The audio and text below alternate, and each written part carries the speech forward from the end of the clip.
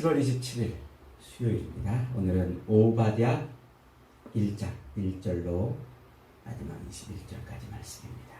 질긴 악연의 끝이라는 제목입니다. 질긴 악연의 끝. 오바댜서는 설교를 처음 들어보죠. 이 오바댜를 가지고 설교하는 경우는 많이 못 봤어요. 저도 사실은 이 오바댜를 가지고 설교하는 게 새벽에 이렇게 성경을 한 장씩 읽어가면서 했던 기억밖에 없습니다. 이 오바댜서는 한 장이에요. 딱 한 장으로 되어 있고 21절로 기록이 되어 있어요. 그래서 이 오바댜라는 사람에 대해서는 잘 알려진 바가 없어요. 이 사람이 누군지, 언제 활동을 한 사람인지 잘 알려지지가 않았습니다. 그리고 이 사람이 또 예루살렘을 향해서 외쳤는지 아니면 저 북이스라엘을 향해서 외쳤는지 그것도 명확하지는 않아요. 오바댜라는 이름은 여호와의 종이라는 뜻이에요. 여호와의 종. 구약 성경에 모두 11명이 나와요. 오바댜라는 사람이 11명이 등장을 합니다. 그 11명 중에서 이 오바댜서를 기록했을 것이라고 추정되는 사람은 아무도 없어요. 그리고 이 오바댜가 누군지 도대체 이 사람은 어디서 나온 사람인지 잘 알 수가 없어요. 다만 이제 본문에서 에돔 족속이 멸망할 것이다. 에돔이 완전히 진멸될 것이다. 그리고 여호와의 날에 야곱 족속은 에돔 족속을 심판하고 야곱 족속은 흥왕하게 되리라. 요 말씀을 하는 것으로 이게 전부예요. 그래서 이 오바댜서는 에돔이 멸망할 것이고 야곱 족속은 흥할 것이고 여호와의 날에 에돔 족속이 야곱 족속에 속할 것이다. 이렇게 말씀하는 것, 이것이 오바댜서의 핵심 내용이에요. 이 에돔이라는 나라는 저 이스라엘의 그 갈릴리 위에서 쭉 요단강을 따라서 이제 사해바다가 있잖아요. 그 사해바다 남쪽에 위치한 아주 조그만 나라예요. 그렇게 큰 나라도 아니고 아주 작은 나라. 그런데 요 작은 나라는 이제 그 동네가 주로 이제 이 바위 덩어리가 많아요.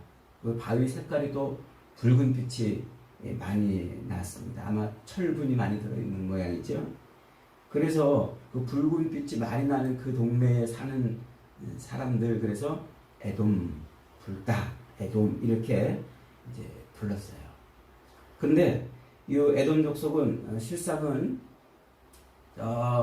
에서의 후손입니다.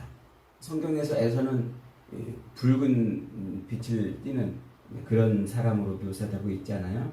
그러니까 이 에돔 족속은 쌍둥이 야곱의 형이었던 그 에서의 후손, 그 후손들이 바로 에돔 족속이에요. 이 에돔 족속은 야곱의 에서와 야곱이 어머니 뱃속에 있을 때부터 서로 쌍둥이로 갈라지지 않았습니까? 그래서 야곱은 그 에서의 축복을 가로채고 삼촌 라반의 집으로 도망을 가는데, 그때 이 에서는 저 에돔 지역, 지금의 그 에돔 지역으로 따로 이제 옮겨서 그 지역에서 이제 살게 됩니다. 그러다가 야곱이 라반의 집에서 다시 브엘세바 베델로 돌아올 때, 그때 잠깐 이제 만나가지고 서로 조우를 하죠. 그리고서 이제 또 헤어져요. 그리고 둘은 다시 만나지 않습니다. 그런 관계가 되는데, 이 오바댜서가 기록될 때, 지금 이 오바댜서의 내용을 가만히 살펴보면은 이 오바댜서가 기록될 때 이 에돔 족속과 유다 예루살렘은 아주 관계가 아주 안 좋았던 것 같아요. 아주. 그래서 이 에돔이 내용을 볼 때 예루살렘이 멸망할 때, 그때 뭔가 이렇게 큰 기여를 하고 예루살렘이 멸망될 때 어떤 일을 행했던 것으로 이렇게 보여져요. 그래서 앞에서 우리가 읽은 이 12절부터 11절부터 이렇게 보면은 내가 멀리 섰던 날 곧 이방인이 그의 재물을 뺏어가던 날 예루살렘을 얻기 위하여 제비 뽑는 날 너도 그들 중 한 사람과 같았다 이렇게 시작이 되죠. 그러면서 내가 이제 12절에 내가 형제의 날 곧 재앙의 날에 방관할 것이 아니며 유다 대손이 패망하는 날에 기뻐할 것이 아니며 그 고난의 날에 내가 입을 크게 벌릴 것이 아니며 내 백성이 환난을 당하는 날에 네가 그 성문에 들어가지 않을 것이며 환난을 당하는 날에 네가 그 고난을 방관하지 않을 것이며 환난을 당하는 날에 네가 그 재물에 손대지 않을 것이며 네 사거리에 서서 그 도망하는 자를 막지 않을 것이며 고난의 날에 그 남은 자를 원수에게 넘기지 않아야 했었다. 이렇게 말하고 이 번역이 넘기지 않을 것입니다. 이게 미래형어로 번역됐는데 이게 좀 번역이 잘 못됐어요. 제대로 번역하면은 그때 그러지 말았어야 된다 이 말이에요. 네가 그때 그러지 말았어야 된다. 그 고난의 날에 그 남은 자를 원수에게 넘기지 말았어야 된다. 그렇게 그때 그런 일들을 하지 말았어야 됐는데 네가 그 일을 지금 했다 이거예요. 그래서 하나님이 너를 심판하실 것이다. 이렇게 지금 말씀을 해요. 그 심판이 뭡니까? 결국 에돔 족속을 완전히 멸할 것이다. 라고 지금 말씀하고 있는 그런 내용이지요. 이 에돔 족속과 이스라엘의 악연은 출애굽 때부터 시작이 돼요. 이스라엘 백성들이 출애굽해가지고 저 가나안 땅을 가는데 이 광야에 빠른 길로 진행을 해서 갈 때 그 에돔 족속이 가로막았어요. 그래서 그 길을 열어주지 않고 또 이 돌아서 가게 될 때 그 이스라엘 뒷공무니를 쫓아다니면서 또 그들을 약탈하기도 했죠. 그때부터 이제 에돔과 이스라엘의 악연은 시작이 됩니다. 그러다가 이 에돔이 이 이스라엘을 공격한 때가 6번 있어요. 6번. 첫째로는 다윗이 아들 압살롬, 말년의 아들 압살롬의 쿠데타로 인해서 도망을 가잖아요. 그 도망간 틈을 타가지고 에돔이 이스라엘을 공격해요. 그때 이제 공격하게 되는 이유가 뭐냐면 다윗이 에돔을 속국으로 만들어가지고 조공을 받고 있던 그런 때거든요. 그러니까 다윗이 아들을 피해가지고 도망을 가니까 이때다 싶어가지고 이스라엘 공격해서 이제 독립을 꾀하고 싶었던 거죠. 그 다음에 두 번째로는 솔로몬이 죽은 다음에 르호보암 왕 때 그때 애굽의 시사왕이 유다를 공격합니다. 르호보암의 유다를 공격하죠. 이때 그 애굽의 시사왕을 도와가지고 에돔이 힘을 보태가지고 유다를 공격하는 거예요. 그리고 세 번째는 남유다의 5번째 왕 여호람 때 그때 이 블레셋과 아람이 연합해가지고 또 이스라엘을 또 침공을 합니다. 이때 또 에돔이 얼렁 합세해가지고 같이 동참을 하죠. 그리고 네 번째가 이제 유다 왕 9번째 아마샤 왕 때 유다의 예루살렘의 북예루살렘의 12번째 왕 요아스가 이때 이제 남쪽 유다를 침략합니다. 북의 요아스 왕이 남유다를 침략하는데 이때 에돔이 또 힘을 보태요. 그리고 5번째는 남유다의 12번째 왕 아하스 때 에돔이 단독으로 유다를 공격하죠. 그때 이제 에돔이 아주 크게 패합니다만 그렇게 공격을 합니다. 그리고 이제 마지막 6번째가 저 바벨론이 유다를 공격할 때 2번 공격하는데 그 2차례 공격에 에돔이 앞잡이가 돼요. 첫 번째는 BC 597년에 예루살렘을 2차 공격할 때입니다. 이때 에돔이 앞잡이가 돼가지고 예루살렘 공격을 돕고 그 다음에 두 번째는 BC 586년에 예루살렘이 완전히 멸망할 때예요. 요때 느부갓네살 왕 앞에 스스로 자처해서 예루살렘을 공격을 하는 일을 에돔이 시작을 하죠. 그러니까 이 에돔과 이스라엘, 유다와 북이스라엘 그 관계는 참 여러 가지 질긴 악연들이 있었던 거죠. 그런데 예레미야서에 보면은 우리가 예레미야 이미 공부했습니다만 그 유다의 마지막 20번째 왕 시드기야 때 그 시드기야 왕 때 예레미야는 계속해서 바벨론에 대항하지 말고 저항하지 말고 바벨론에 항복해라 항복해라 그러잖아요. 그런데 그 시드기야가 그 예레미야의 말을 듣지 않고 반 바벨론 정책을 펴요. 그래서 이 애굽을 등에 업고 주변에 있는 나라들, 이 작은 나라들과 힘을 합해가지고 반 바벨론 연대를 구성합니다. 그때 이 에돔도 이 시드기야 왕과 함께 머리를 맞대고서 우리가 저 바벨론을 어떻게 대항할 것인가 함께 그 회의에 참석을 해요. 그런데 그렇게 함께 회의에 참석을 했던 에돔이 바벨론의 군대를 끌고 올 때 그 앞에 맨 앞장서 가지고 앞잡이 노릇을 하고서 예루살렘을 공격한 거예요. 그러니까 얼마나 기가 막혀요. 배신을 당한 거죠. 그 회의에서 중요한 정보들을 다 빼가지고 아마 바벨론을 이렇게 갖다 바쳤던 것 같아요. 그래서 예루살렘 성이 결국은 함락되는데 큰 일조를 하게 되는 거죠. 그러니까 하나님은 이 에돔에 대해서 예레미야 선지자나 그렇게 앞잡이 노릇을 해가지고 유다를 공격한 그 이유를 들어서 예레미야 선지자나 혹은 그 앞에서 이사야 선지자나 그리고 에스겔 선지자나 이런 선지자들을 통해서 에돔이 멸망할 것을 예언을 하세요. 그리고 앞에서 우리가 읽었던 이 아모스서에서도 예레미야 이 에돔이 멸망할 것을 이야기를 하죠. 그러니까 지금 굳이 이 성경에 단 한 장밖에 안 되는 이 오바댜라는 사람을 들어가지고 왜 지금 에돔을 또 이렇게 공격하고 에돔이 멸망할 것을 따로 이렇게 똑 떼가지고 지금 예언의 말씀을 주고 있는가? 이게 좀 의심스러운 거예요. 이게 궁금한 거죠.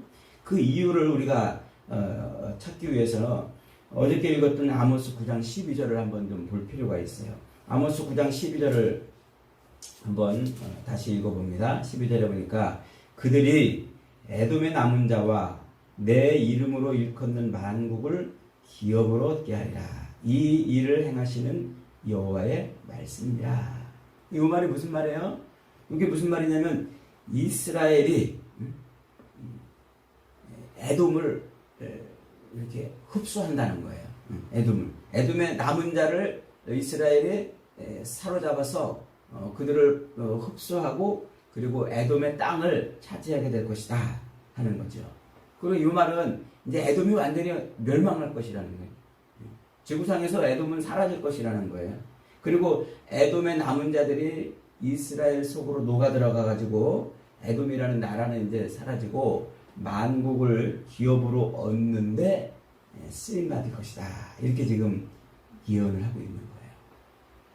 그러니까 지금 이 에돔이 앞에서 읽은 12절부터 보니까 네가 그날 예루살렘이 멸망하는 그날 네가 앞잡이 노릇을 하지 말았어야 했다. 네가 나서가지고 재물을 탈취하는 일을 하지 말았어야 됐다. 네가 사거리에 서가지고 그 도망하는 자들을 막지 말았어야 됐다. 고난의 날에 그 네 원수들을 그렇게 니들이 해하지 말았어야 된다. 이 말을 추측해 보면은 예루살렘이 멸망하는 날에 에돔이 큰 역할을 한 거예요. 아까 얘기했듯이 배반을 때렸고 그 다음에 바벨론이 예루살렘을 공격하는데 도망가는 자들을 막아섰고 또 탈취하는 일에 앞장서서 했던 이런 일들 하지 말았어야 될 그 일을 해가지고 하나님이 에돔을 어떻게 하시겠다? 완전히 멸하실 것이다 라고 이렇게 지금 예언을 하고 있는 것이죠. 그러니까 지금 굳이 이 오바댜 선지자를 들어서 딱 이 에돔만 집중해서 성경이 그렇게 멸망할 것을 예언하고 있다는 것은 굉장히 중요한 의미를 가지고 있어요. 이게 뭐냐면 이미 앞서서 이삭의 아내 리브가 에서와 야곱의 어머니 리브가의 배에 있을 때부터 하나님이 그 둘에 대해서 뭐라고 예언을 합니까? 창세기 25장 35절에 보면 이렇게 예언을 하세요. 두 민족이 너의 태 안에 들어있다. 너의 태 안에서 두 백성이 나눌 것이다. 한 백성이 다른 백성보다 강할 것이고 형이 동생을 섬길 것이다. 그러니까 어머니 뱃속에서 쌍둥이로 있는 에서와 야곱에 대해서 하나님이 그런 예언을 해주세요. 그리고 형이 동생을 섬기게 될 것이다. 이렇게 말하잖아요. 그리고 37장에 가면은 27장에 가면은 창세기 27장 37절에 가면은 이제 아버지 이삭이 야곱에게 속아가지고 야곱을 축복해 주는 장면이 나와요. 그런데 그 축복할 때 야곱이 이제 잘 될 것이라고 축복해 주고 에서는 국물도 없을 것이라고 이렇게 이제 축복해 줘요. 나중에 그 사냥터에서 돌아와가지고 아버지한테 축복받으러 돌아온 에서가 그 소식을 듣고 막 통곡을 하면서 아버지 나한테 줄 축복이 없습니까? 하면서 막 축복을 해달라고 그러죠. 그때 이삭이 야곱에게 이렇게 말해요. 이삭이 에서에게 대답하여 이르되 내가 그를 너의 주로 세우고 그의 모든 형제를 내가 그에게 종으로 주었으며 곡식과 포도주를 그에게 주었으니 내 아들아 내가 네게 무엇을 할 수 있으랴. 이미 야곱에게 그런 축복을 다 주었으니까 너에게는 이제 줄 것이 없다. 그렇게 말씀을 하고 있는 거죠. 그러니까 이 에서의 후손들은 결국 야곱의 후손을 섬기게 될 것이고 그리고 끝내 멸절될 것이라는 그 말씀을 하고 있는 겁니다. 그러니까 지금 BC 586년에 바벨론이 예루살렘을 공격할 때 이 에돔은 바벨론의 앞잡이가 되어가지고 야곱의 후손들을 아주 철저하게 능멸하잖아요.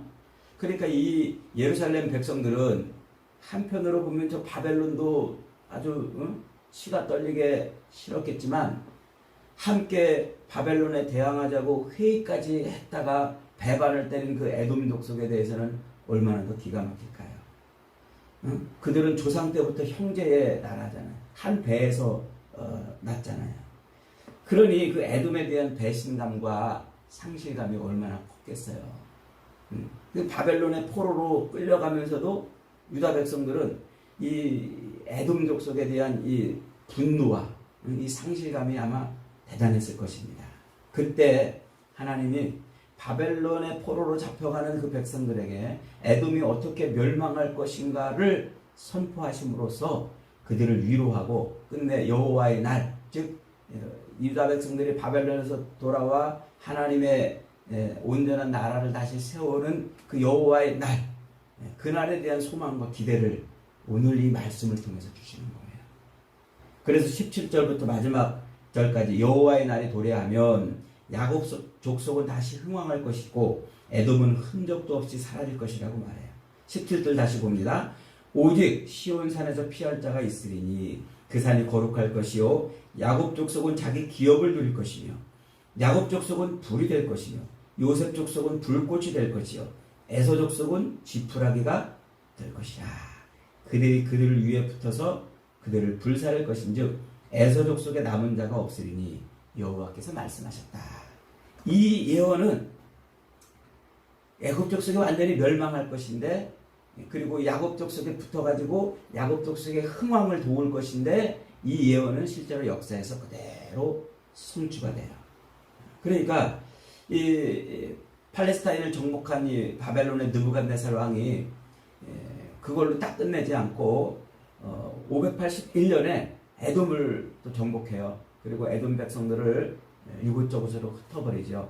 그러니까 에돔 땅에 있던 이 에돔 족속은 그때 자기 땅을 잃고 여기저기로 흩어지게 되죠. 그러다가 BC 312년에 헬라의 그 알렉산더 대왕이 또 이 동방 원정을 와가지고 그 에돔 족속을 또 정복하지요. 그래서 그 에돔 족속의 이 후손들은 그 알렉산더에 의해서 또 살던 지역에서 또 밀려납니다. 밀려나서 더 남쪽으로 내려가게 돼요. 가나안 땅에 아주 그 맨 남쪽으로 내려가게 되지요.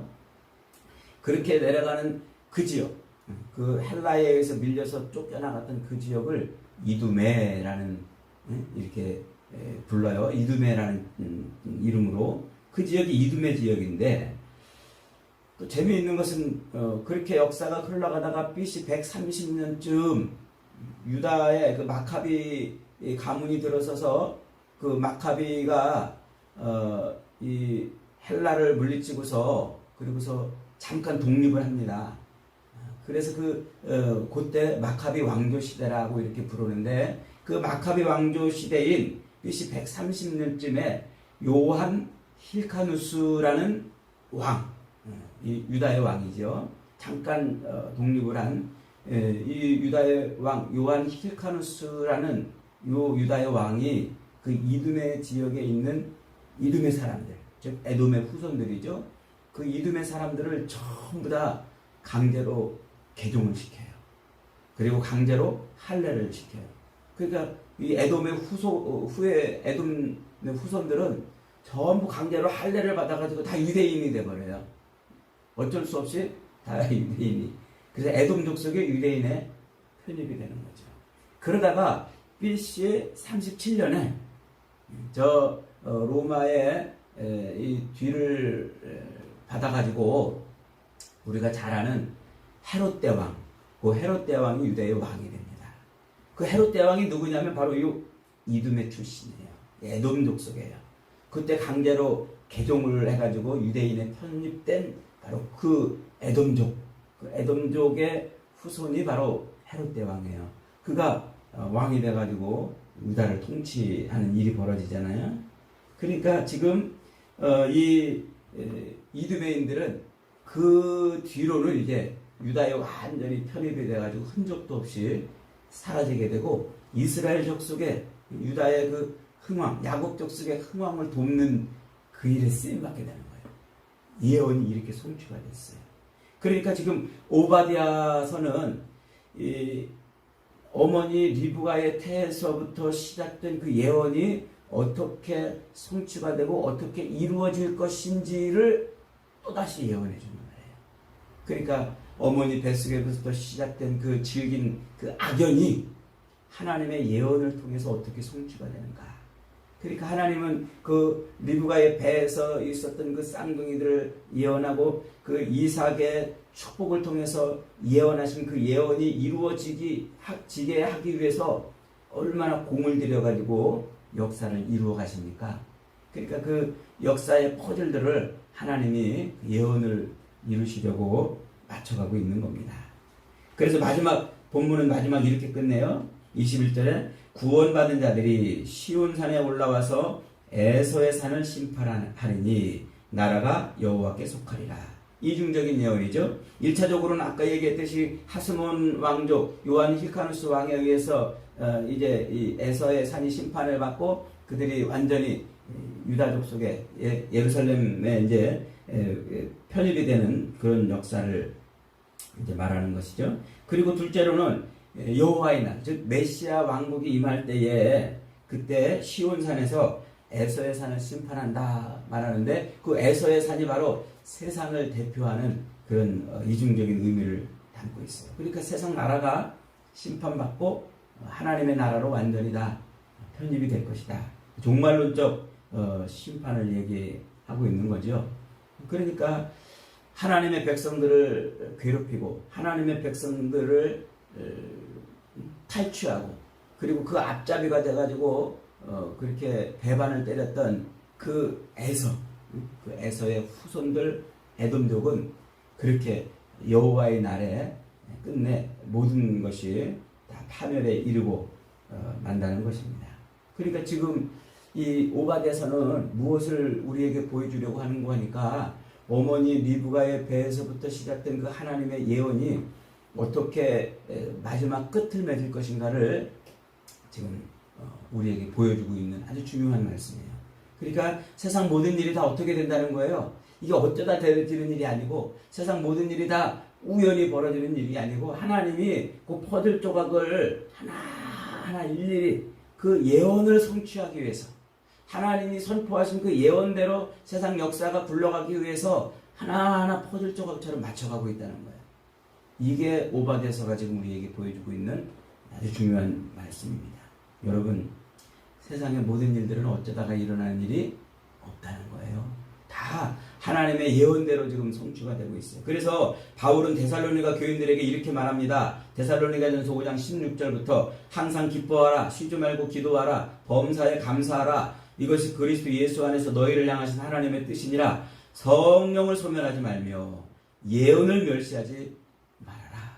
그러니까 성령의 책임이 성경을 붙들고 살아가는 얘기예요.